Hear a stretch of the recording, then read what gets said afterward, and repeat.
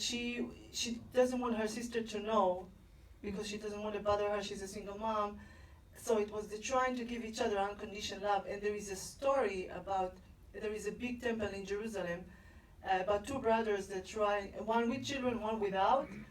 And it's like a fairy tale, but this is where God chose to put his temple, because the two brothers trying to help each other without the other one to know. So this is allegory that I used with those two sisters. They give each other without the other one. If I want to give something to somebody, maybe I'm going to bring a paparazzi. Look, I'm giving somebody something. But other people, they do it without making a big deal of it. What's next for Sharon Moore? I'm going to deal a lot with there is a few stories that I'm going to deal with. One of them are already accomplished. It's about, again, remember how I said you're never going to give somebody random on the street $300, right? So it's amazing how soldiers are, they're 18 years old and then they go into the army to volunteer, right? And they don't volunteer $300, they volunteer their life. And they go and protect people.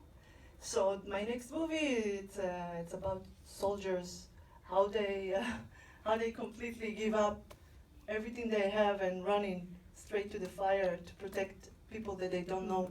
So it's also unconditioned something. And then the next one's going to be about reincarnation. Oh, great. Oh, wow. Four different characters. They doing something to each other and what happened in the next reincarnation because what they did. So it's growing. I like It's that. like a disease. With me, it's like crazy. Any other questions? Please? It's filming now. It just started filming now. What am I going to show my grandmother? How did you find, how did you, Just kidding. Yes. how did you discover Dogen? Dogen, this is the grandmother for the kid that has a great sense of humor. What's your name? Oh, I'm Maggie. Maggie. Maggie, she's the grandmother for the kids in the movie, if you remember. The blonde kid, beautiful one. She said how I discovered him. So Dogen has a extraordinary mother Yes, that she. I know her. Yeah, you know her. Unconditional love, huh?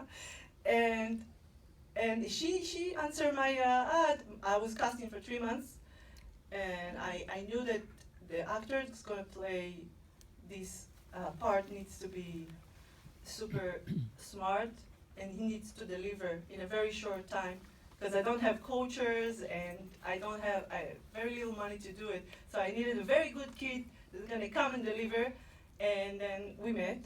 I drove all the way to Santa Monica to meet the kid, and we sat down and I spoke with him. And then after a few minutes, I said, from now on, I'm not going to call you in your real name, I'm going to call you Dogen names. Holden name. So then he says, what's the name of my father or my mother in the movie? And then we start talking like he's in the character. So from there it was really easy. That's great. And then I let Michael meet him in a coffee shop and talk with him. And I have everything, like all the, I filmed the whole thing. So everything, the process, the 3 months of the casting, everything, the making of it, I filmed it, everything. So I have a souvenir from it. That's great.